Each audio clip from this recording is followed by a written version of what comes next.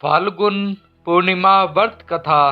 पूर्णिमा का दिन बेहद शुभ माना जाता है। इस साल यह 25 मार्च को पड़ रही है।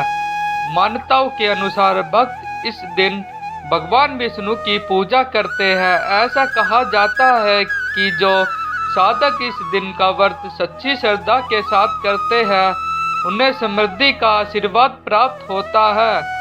इस दिन के व्रत को लेकर कई सारे नियम बनाए गए हैं जिनका पालन बेहद जरूरी है। फाल्गुन मास की पूर्णिमा बहुत ही विशेष मानी गई है। धार्मिक मान्यताओं के अनुसार फाल्गुन मास की पूर्णिमा का व्रत रखने से अनगिनत आशीर्वाद मिलते हैं और जीवन की सभी समस्या दूर होती है। इसी वजह से लोगों को इस दिन का व्रत रखने की सलाह दी जाती है। यह व्रत भगवान विष्णु और धन की देवी माता लक्ष्मी की पूजा के लिए समर्पित है। फाल्गुन पूर्णिमा 2024 मुहूर्त हिंदू पंचांग अनुसार फाल्गुन पूर्णिमा 24 मार्च 2024 दिन रविवार सुबह 9:54 पर शुरू होगी। वहीं इसका समापन अगले दिन 25 मार्च 2024 दिन सोमवार दोपहर 12:29 पर होगा। बता दें 25 मार्च के दिन इस दिन उपवास और पूजा होगी। फाल्गुन पूर्णिमा की पूजा विधि। फाल्गुन पूर्णिमा के दिन सुबह उठकर पवित्र स्नान करें। इस दिन गंगा नदी में स्नान करने का भी विशेष महत्व है। पवित्र स्नान के बाद दान, व्रत और भगवान विष्णु की पूजा का संकल्प ले। भगवान विष्णु की अधिपूर्वक पूजा करें। पूजा में तुलसी पत्र अवश्य शामिल करें। धनिया की पंजीरी और पंचामृत का भोग लगाए। भगवान सत्यनारायण कथा का पाठ करें। जल में सफेद फूल, दूध और चावल मिलाकर आराध्य दे। इस दिन दान और पुण्य अवश्य करें। तामसिक चीजों के सेवन से बचे। गरीबों की मदद करें। धार्मिक स्थलों पर दर्शन के लिए जाए। फाल्गुन पूर्णिमा का महत्व। फाल्गुन पूर्णिमा के दिन पवित्र नदियों में स्नान करना और जरूरतमंदों को दान करने से पुण्य की प्राप्ति होती है और मन की इच्छाएं पूरी होती है। इस दिन धन की देवी माँ लक्ष्मी की पूजा करने से आर्थिक समस्या से छुटकारा मिल सकता है। फाल्गुन पूर्णिमा पर करें इन चीजों का दान। फाल्गुन पूर्णिमा पर गरीबों को कपड़े और धन का दान करने से धन लाभ होता है और माँ लक्ष्मी की कृपा हमेशा बनी रहती है। फाल्गुन पूर्णिमा पर कन्याओं को खीर खिलाने से पुण्य की प्राप्ति होती है। इसके अलावा कार्यों में आ रही बाधाएं दूर होती है और सफलता मिलती है। फाल्गुन पूर्णिमा व्रत कथा। हर साल बुराई पर अच्छाई की जीत की याद के रूप में फाल्गुन पूर्णिमा तिथि पर होलिक दहन किया जाता है एवं होली का यह पावन पर्व मनाया जाता है। फाल्गुन पूर्णिमा पर विष्णु एवं लक्ष्मी जी की पूजा व्रत आदि करने का जितना महत्व है उतना ही महत्व इन दिन फाल्गुन पूर्णिमा की पौराणिक कथा का पाठ करने का है। मानता है कि कथा सुनने से यश, कीर्ति, धन धान्य और संतान सुख प्राप्त होता है तथा मरणोपरांत वैकुंठ धाम की प्राप्ति होती है।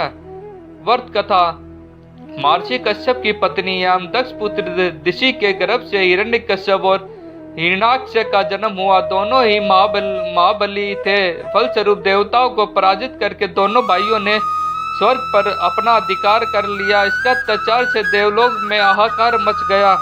अतः भगवान विष्णु ने वराह अवतार लेकर हिरण्यकश्यप का वध कर दिया। अपने भाई की मृत्यु से क्रुद्ध हिरण्यकश्यप भगवान विष्णु को अपना शत्रु मान बैठा और उसने प्रतिशोध लेने के लिए भगवान ब्राह्मण की तपस्या करने लगा। उधर हिरण्यकश्यप की अनुपस्थिति में देवताओं ने दैत्यों पर आक्रमण कर दिया और स्वर्ग पर पुनः अपना अधिकार प्राप्त किया। हिरण्यकश्यप की पत्नी कयादु उस समय गर्भवती थी जिसे देवता इंद्र ने बंदी बना लिया। वह कयादु को लेकर अमरावती जा रहे थे। तभी मार्ग में उन्हें देवर्षि नारद मिले गए।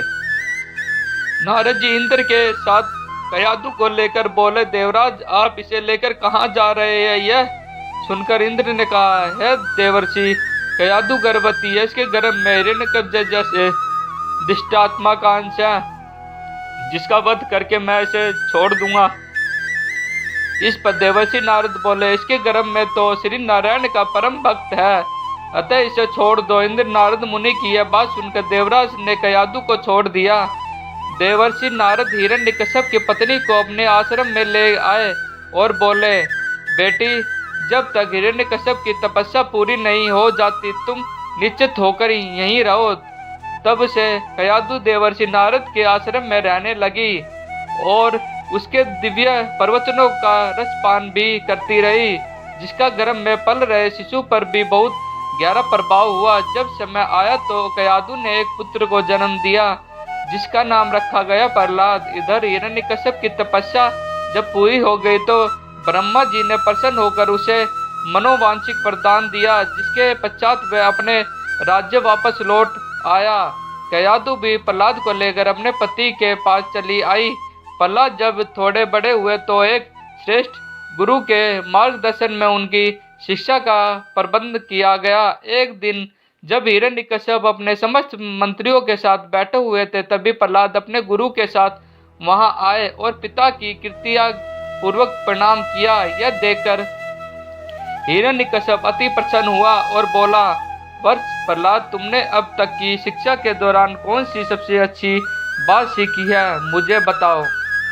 यह सुनकर प्रहलाद ने कहा, पिताजी, मैंने अब तक सबसे अच्छी बात सीखी है वह यह है कि जो आदि मध्य और अंत से रहित आज जन्मा है, इस जगत के पालनहार है, दिन दुखों के स्वामी है, उन श्री हरि को मैं बारंबार प्रणाम करता हूँ। यह बात सुनकर हिरण्यकश्यप क्रोध में लाल हो उठा। उसने प्रहलाद के गुरु पर चीखते हुए कहा, अरे मूर्ख ब्राह्मण, तूने मेरे इस बालक को मेरे परम शत्रु का गुणगान करने की शिक्षा क्यों दी। प्रहलाद के गुरु ने कहा, दैत्यराज, आप क्रोध त्याग दे।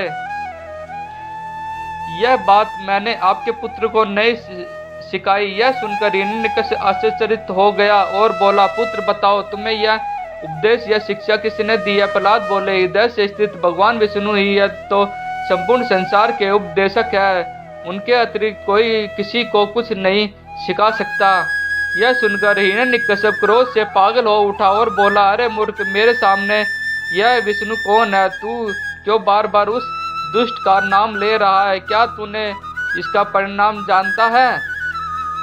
हिरण्यकश्यप ने प्रहलाद को बहुत समझाया, मृत्युदंड का भी ब्याज दिखाकर भी विष्णु भक्त से दूर करना चाहा, परंतु प्रहलाद के मन से भगवान विष्णु के प्रति श्राद्ध तनिक भी कम ना हुआ। इसके पश्चात क्रोधित हिरण्यकश्यप ने अपने सेवकों को आज्ञा दी कि इस दुष्ट आत्मा को मौत के घाट उतार दो। इस शत्रु प्रेमी से मुक्त कोई लाभ नहीं है, यह कपूत तो अपने ही कुल का नाश कर देगा। दैत्यराज हिरण्यकश्यप की आज्ञा अनुसार उसके सैनिकों ने प्रहलाद पर तरह तरह के अत्याचार किए और उसने मारने का प्रयास किया, परंतु हरि कृपा के कारण वह सब प्रहलाद का बाल भी बाका करने में असमर्थ रहे।